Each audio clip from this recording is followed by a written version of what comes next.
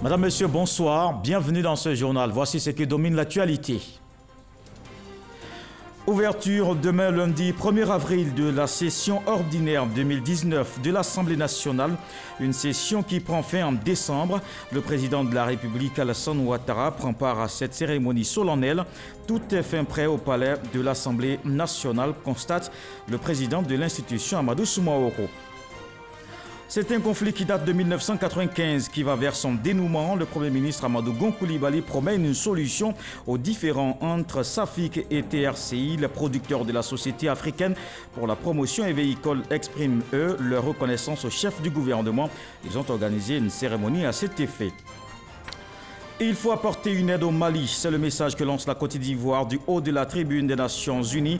Le ministre des Affaires étrangères était à la réunion du Conseil de sécurité de l'ONU. Marcela Montano a aussi demandé un soutien international à l'ensemble des pays du Sahel. Demain lundi 1er avril s'ouvre la session ordinaire pour l'année 2019 de l'Assemblée nationale. Une cérémonie solennelle à laquelle prendra part le président de la République Alassane Ouattara. Pour cet événement, le palais de l'Assemblée nationale fait peau neuve. Amadou Soumaoro, le président du Parlement, a visité les installations aujourd'hui. Konaté Moussa. La session ordinaire de l'Assemblée nationale pour l'année 2019 s'ouvre demain lundi 1er avril. Le palais de l'Assemblée nationale a donc fait sa toilette pour accueillir les illustres invités dont le chef de l'État, Alassane Ouattara.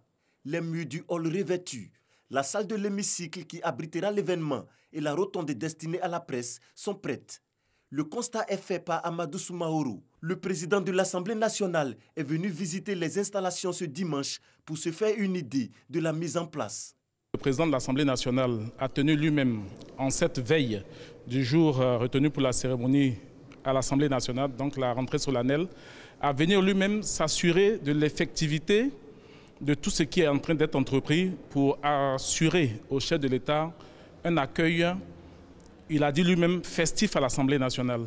Donc il a, avec les services, fait le tour de toute la maison pour visiter toutes les installations et s'assurer que chaque chose est prise en compte. Donc avec lui, nous avons visité l'hémicycle, nous avons visité la salle de presse, nous avons visité l'esplanade, nous avons visité les espaces où vont se tenir les différentes cérémonies d'honneur et au président de la République et au président de l'Assemblée nationale.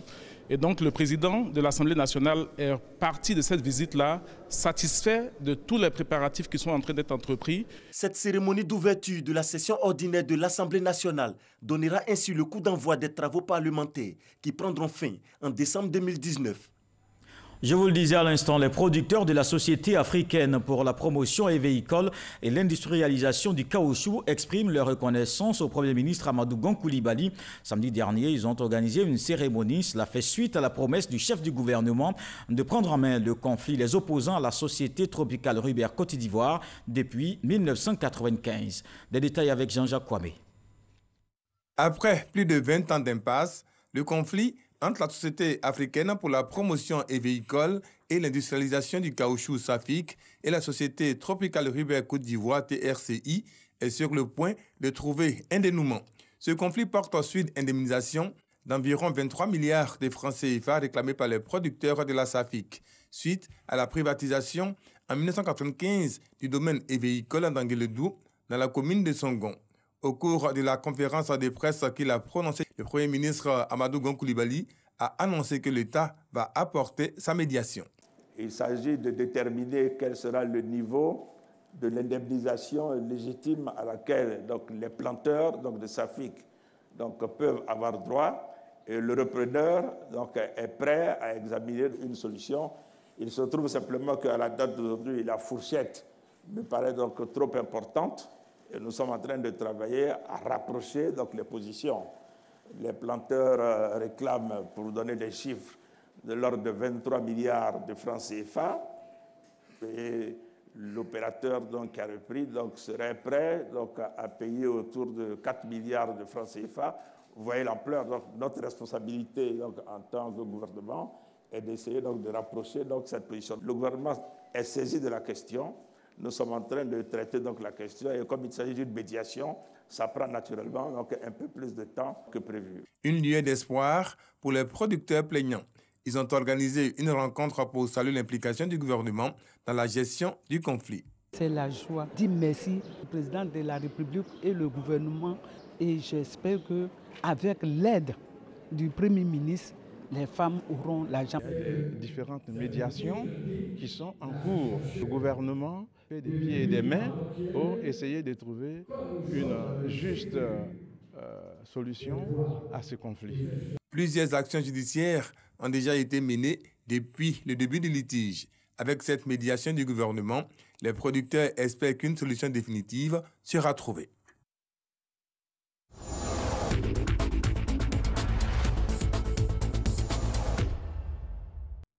La Côte d'Ivoire appelle l'ONU à se pencher sur la situation au Mali. Le Conseil de sécurité a tenu vendredi une réunion consacrée à ce pays. Le ministre des Affaires étrangères représentait la Côte d'Ivoire à la rencontre. Marcel Montano a également lancé un appel à tous les acteurs sur la situation de la région du Sahel dans son ensemble. Les explications de Michel Digré. Le Conseil de sécurité préoccupé par la situation au Mali.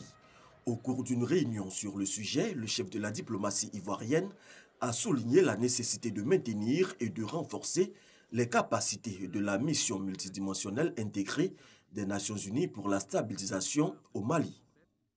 La réussite du processus de sortie de crise au Mali est l'affaire de tous. Il est indispensable que les efforts des acteurs locaux bénéficient du soutien constant de la communauté internationale, notamment des Nations Unies, de l'Union africaine, de la CEDEAO et de l'Observateur indépendant, qui doivent maintenir leur niveau de mobilisation en faveur de la consolidation de la paix au Mali et dans la sous-région. Il a également invité le Conseil de sécurité et l'ensemble de la communauté internationale à apporter un soutien constant à la MINUSMA ainsi qu'à la force conjointe du G5 Sahel afin de leur permettre de lutter efficacement contre les terroristes et les groupes armés dans la sous-région. La Côte d'Ivoire voudrait lancer un appel à l'unité du Conseil et à la mobilisation constante de la communauté internationale autour de la MINUSMA, dont le renforcement du mandat est plus que nécessaire, ainsi qu'en faveur de son soutien logistique et opérationnel à la force conjointe du G5 Sahel, dont l'action a vocation à s'inscrire dans la durée. Par ailleurs, le Conseil de sécurité a adopté à l'unanimité la résolution 2463 renouvelant le mandat de la mission de l'Organisation des Nations Unies pour la stabilisation en République démocratique du Congo jusqu'au 20 décembre 2019. Au regard de la fragilité de la situation, la République démocratique du Congo a besoin du soutien de la communauté internationale, notamment des Nations Unies, pour assurer la protection des civils contre toute forme de violence, la consolidation de la paix et la stabilité du pays. Marcel Montano a, au nom de la Côte d'Ivoire, salué le travail du personnel de la mission onusienne, tout en l'encourageant à poursuivre ses efforts en vue du retour définitif de la paix et de la stabilité en République démocratique du Congo. La Côte d'Ivoire désignée leader pour l'autonomisation de la femme et le dividende démographique dans le Sahel. C'est ce qui ressort de la réunion d'Abidjan qui a rassemblé les 7 pays de la région. La ministre Mariétou Koné entend mobiliser leurs ressources et renforcer les actions pour atteindre les objectifs, nous dit Franck Quadio.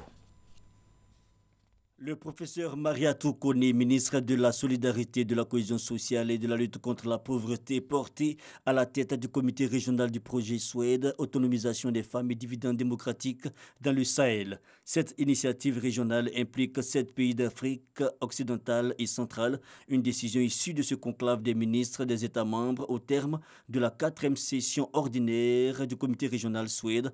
Passage à deux témoins donc entre le professeur Mariétou Koné et Adama Tiemoko Diarra, ministre du Plan et de l'Aménagement du territoire du Mali, président sortant, en présence du FNIAP et de la Banque mondiale, partenaires techniques et financiers. Je voudrais vous rassurer de mon engagement à poursuivre et à renforcer les interventions qui ont déjà été menées par mon prédécesseur.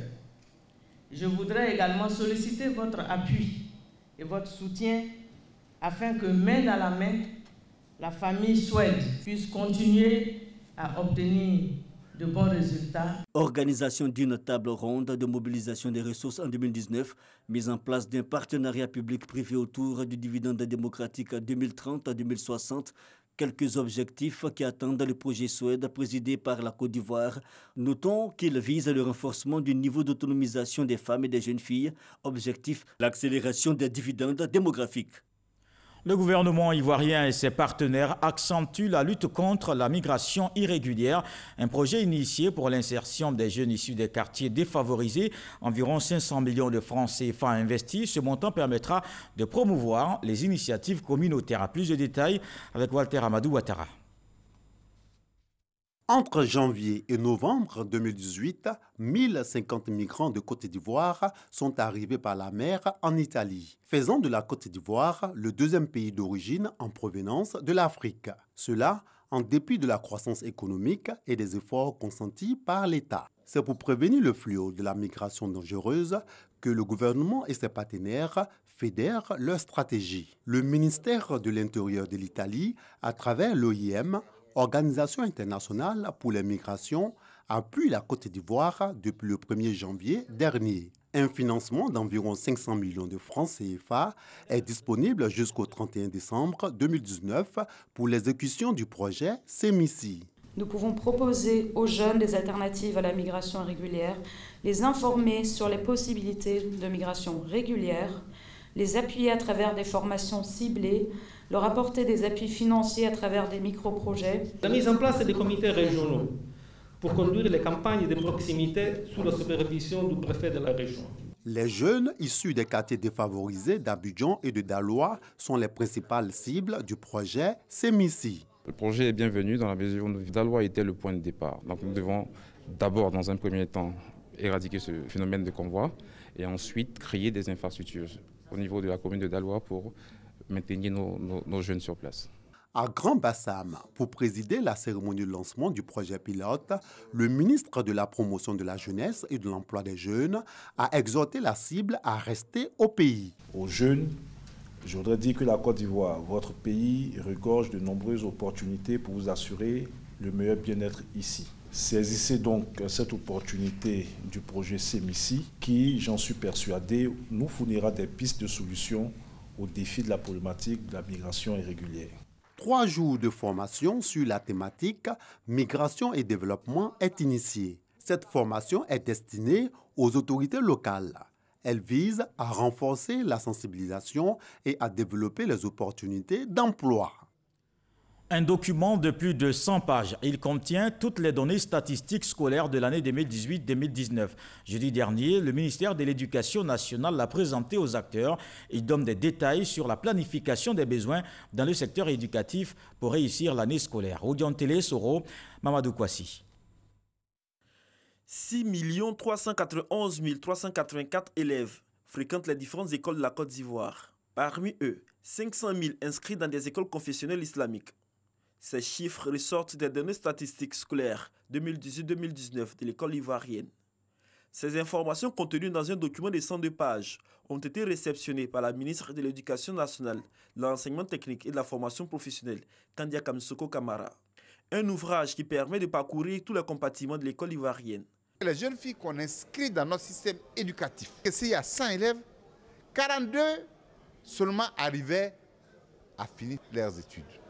Aujourd'hui, nous sommes à près de 80 jeunes filles dans le primaire qui arrivent à achever les cycles primaires. C'est-à-dire que nous sommes passés du simple au double.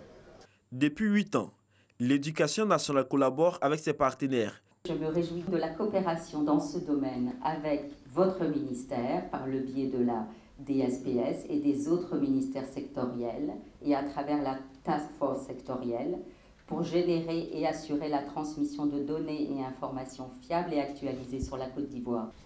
Il nous paraît nécessaire d'identifier les zones où vivent ces enfants ainsi que les facteurs qui les retiennent hors de l'école. Ces données statistiques constituent une boussole pour le ministère de l'Éducation nationale, de l'enseignement technique et de la formation professionnelle dans sa prévision de la rentrée scolaire 2018-2019.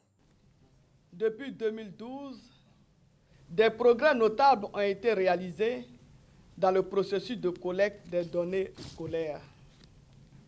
Celles-ci sont dorénavant disponibles 6 mois avant la rentrée des classes et permettent ainsi de favoriser un meilleur pilotage de notre système éducatif.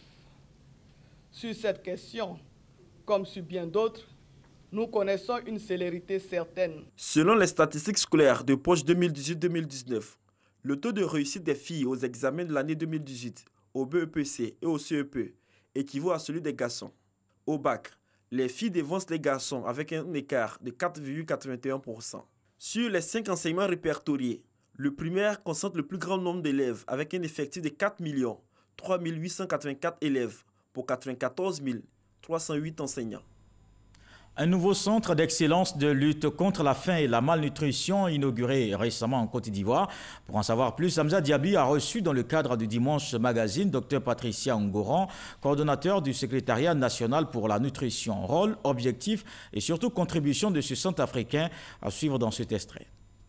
Nous avons un défi. Quand vous regardez le problème de la faim et de la malnutrition, le recul a été inégal. Inégal parce que notre continent est le plus frappé. Et lent, comme vous l'avez dit, parce que je pense qu'on ne s'est pas mis encore ensemble, en synergie, converger et mettre tous nos efforts pour impulser une dynamique et faire changer les choses. On avait dit dans 10 ans, dans une décennie, ça devait être fini, la faim dans le monde. Et pourtant, on approche les 5 décennies. On arrivera. Moi, j'ai confiance. Et je sais qu'on arrivera à éliminer la faim et la malnutrition, non seulement de la Côte d'Ivoire, mais aussi de l'Afrique, avec ce centre, en mettant le centre au cœur, qui est en réalité un centre de partage d'expérience, partage de connaissances, d'expertise d'un pays pionnier. On apprendra tous et je pense que ça sera en direct que chacun pourra apprendre l'un de l'autre, contrairement à celui du Brésil qui fait focus sur les cantines scolaires et sur la protection sociale, celui de la Chine qui fait focus sur la gestion, la transformation des aliments, les chaînes des valeurs et les aléas climatiques. Mais le CERFAM, il ira plus loin au regard des défis qui sont ceux de l'Afrique. Il va travailler sur les questions de nutrition, bien sûr, pour passer à échelle toutes ces interventions efficaces et efficientes. Va travailler sur les questions de sécurité alimentaire avec un focus sur la production familiale, la gestion des pertes post-récolte. Travaillera sur les questions de résilience, de protection sociale, de cantine scolaire, mais aussi travaillera sur les cadres de coordination que mettra en place les pays, seul gage d'impulser une dynamique et un changement dans chaque pays. On parle de collectivités locales à présent. Le maire de Thiébissou, Ndri Germain, installé. C'était hier en présence de plusieurs responsables du RHDP. Ils ont partagé avec les populations les idéaux de ce parti et surtout l'intérêt d'y adhérer. Eugène Atoubé. L'ambiance rappelle celle de la dernière campagne municipale. Ndri Germain, maire sortant, conduisait la liste RHDP. Victorieux de ses adversaires et soutenu par des personnalités de haut rang du RHDP, il scelle un nouveau pacte de confiance avec la population de sa commune. Je pense que les rudiments se mettent en place et d'ici la fin du mandat de M. le maire, on verra quelque chose de positif. Le maire de Thiébissou a été installé par Théophile Awandouli, représentant le vice-président Daniel Kablan-Duncan. Avec l'équipe municipale, Ndri Germain est chargé de la défense et l'illustration du RHDP, autant que la promotion de la vision du président Alassane Ouattara. Le RHDP attend de lui qu'il s'accorde avec les populations sur leurs préoccupations et besoins et surtout l'essor de la cité du Kéoui. Ces besoins sont également l'électrification, la santé, les voiries et j'en passe. Et comme vous le savez, ces besoins n'ont ni coloration politique, ni religieuse, encore moins ethnique. Mettons-nous ensemble autour du maire pour travailler pour le bien-être de Thiébissou. L'élection du maire Ndri Germain est la preuve que le RHDP est une réalité vivante dans le grand centre. C'est aussi la preuve que lorsque les populations sont bien sensibilisées, elles comprennent le bien fondé de la démarche des souverainistes de mettre en place un parti politique unique pour promouvoir l'œuvre du président Félix Houphouët-Boigny. Le RHDP, parti unificateur. Le RHDP et le footisme. Le RHDP, l'avenir de tous les fils et filles de Côte d'Ivoire est pris de paix. Kandia Kamara et Goudou Raymond Kofi l'ont rappelé aux populations de Thiébissou. Elles ont aussi relevé les nombreux acquis obtenus par la Côte d'Ivoire. Depuis la naissance de ce rassemblement à aujourd'hui parti politique. Avec le projet de l'oufoutisme, Théophile Awandouli invite les Ivoiriens à voir l'intérêt de la Côte d'Ivoire et la traduction de la vision du président Alassane Ouattara à travers le plan social du gouvernement. Quand les enfants de Oufoué sont ensemble, la Côte d'Ivoire marche. Quand ils sont divisés, il y a des problèmes au niveau de la Côte d'Ivoire. Il faut que les enfants de Oufoué se mettent ensemble, sous la bannière donc, du RHDP, pour travailler pour la paix, pour travailler pour le développement, pour que ce pays se développe, pour que nos vies se développent. Le maire de Thiébissou est à son second mandat, un indicateur de confiance des populations au-delà de leurs divergences politiques. Aoussou Kouadiojano, président du Sénat, et Pascal Yeboukwame, président du Conseil régional du Bélier, se sont fait représenter pour traduire leur soutien aux actions du maire de Thiébissou. Une leçon de solidarité et de cohésion et sans doute aussi pour le RHDP, l'espoir d'un retour de ceux qui hésitent encore à rejoindre la grande famille des oufoutistes. Dans l'actualité politique toujours, le mouvement Génération RHDP a lancé ses activités hier. Il entend bientôt investir le terrain. Ce mouvement veut aussi promouvoir les valeurs de paix que prône l'oufoutisme. Wodion Télé, Soro, Alexis Ouedraogo. Le mouvement Génération RHDP effectue sa rentrée politique autour du thème « Tous ensemble pour continuer le développement de la Côte d'Ivoire ». La présidente du mouvement, Mariam Diomandé, présente les missions de son initiative. Génération RHDP est un mouvement politique regroupant toutes les sensibilités de notre pays. Il se donne pour mission de véhiculer dans tous les hameaux de la Côte d'Ivoire les idéaux du parti unifié, le RHDP. Créé le 2 février 2019 au lendemain du congrès constitutif du RHDP, le mouvement bénéficie de l'appui de sa marraine Assetou Gon Coulibaly. En choisissant Mme Assetou Gon Coulibaly comme marraine, vous avez choisi la discrétion, l'efficacité, l'ardeur au travail, l'engagement pour les autres et surtout un principe de vie simple. À Bouaké le 27 avril prochain, la génération RHDP sera sur le terrain pour une sensibilisation de masse. Adrienne Coutouan a célébré le 30e anniversaire de sa carrière professionnelle. L'événement a eu lieu hier au Palais de la Culture de Treichville. L'artiste a revisité l'ensemble de son parcours sur les planches. La comédienne a bénéficié du soutien de toute sa corporation. On voit le résumé de cette célébration avec Issa Tionayo. Palais de la Culture de Treichville, ce samedi. Une longue file à l'entrée de la salle Anne Mambo pour la célébration des 30 ans de carrière d'Adrienne Coutouan. Des spectateurs impatients après de longues heures d'attente. Il y a plus de tickets, j'ai l'impression, que de places. Puisque nous sommes dans le rang, ça fait plus d'1 heure de temps. C'est un parcours de combattant, mais c'est parce qu'on l'aime. Et on lui dit bon vent. À l'intérieur, la salle refuse du monde. Sur scène, des côtés, Adrienne Coutouan, Adama Daïko et d'autres comédiens assurent.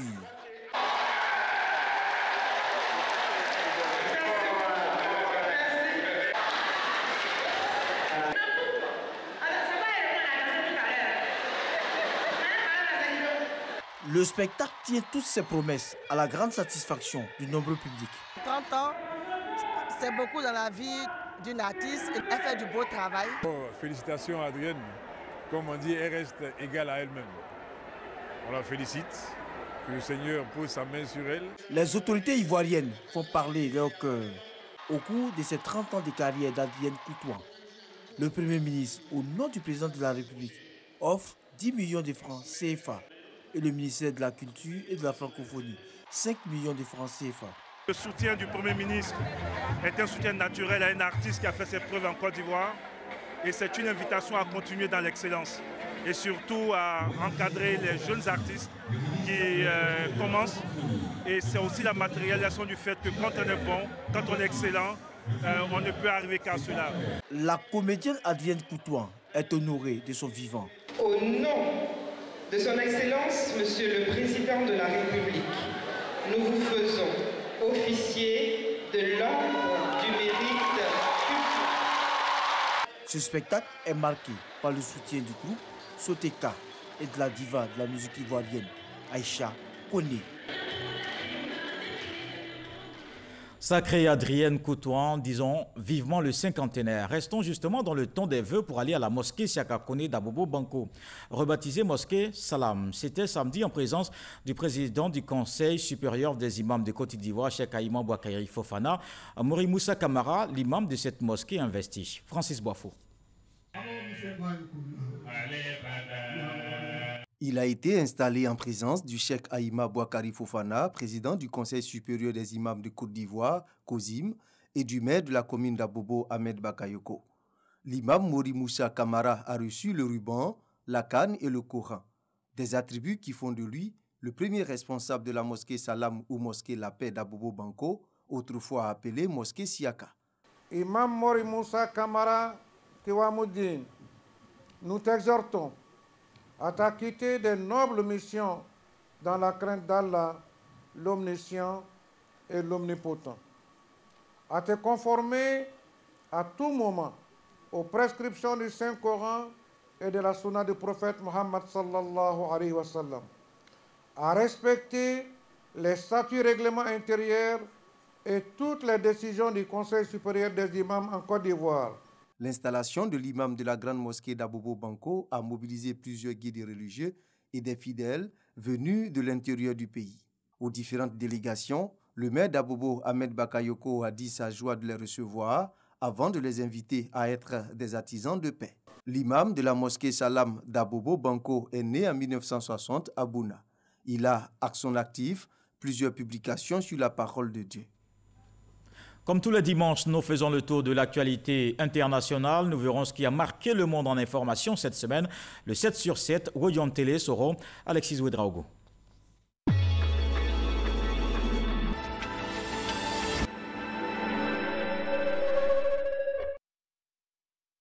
À Madagascar, des échantillons de puces électroniques qui serviront à la lutte contre le vol des zébus ont été officiellement présentés. Ces outils intelligents seront insérés dans le corps des animaux dès le mois d'avril pour les pister et les localiser. En 2017, dans le pays, l'on parlait de plus de 30 000 bovidés volés.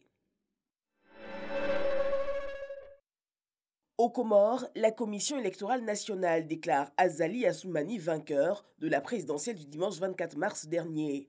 Selon les résultats provisoires de la CENI, le président Azali est réélu au premier tour avec 60,77% des voix, largement devant son adversaire. La Chambre constitutionnelle de la Cour suprême doit promulguer les résultats définitifs. Le Conseil de sécurité des Nations Unies a désapprouvé la reconnaissance de la souveraineté d'Israël sur le Golan par les États-Unis. Cette décision onusienne indique la position américaine qui n'est pas conforme au texte onusien. L'acte de reconnaissance a été matérialisé lundi à Washington par le président américain en présence du premier ministre israélien Benjamin Netanyahou. Les autorités vénézuéliennes ont annoncé jeudi que Juan Guaidó n'a plus le droit d'exercer une fonction pour laquelle il a été élu. Cette annonce a été faite par le contrôleur général de la République. Il est chargé de veiller à la transparence de l'administration du pays. Selon la loi du Venezuela, cette interdiction court sur 15 ans. Les députés britanniques n'ont pas ratifié les textes de retrait que Theresa May a conclus avec les 27 pays d'Europe. Les relations futures de la nation britannique et l'Europe représentent la principale cause de stagnation du processus en phase de finalisation. Les propositions du Parlement britannique restent attendues. En visite au Maroc, le pape François s'est engagé avec le roi Mohamed VI à la préservation de Jérusalem. Cette matérialisation du rapprochement des religions appelle à l'unicité de la ville sainte. La déclaration commune recommande le respect d'autrui, la garantie du libre accès des fidèles aux religions juives, chrétiennes et musulmanes. La Tour Eiffel a 130 ans ce dimanche. Du haut de ses 324 mètres pour un poids de 10 100 tonnes, elle reste le carrefour incontournable des touristes. En 2017, elle cumulait plus de 300 millions de visiteurs.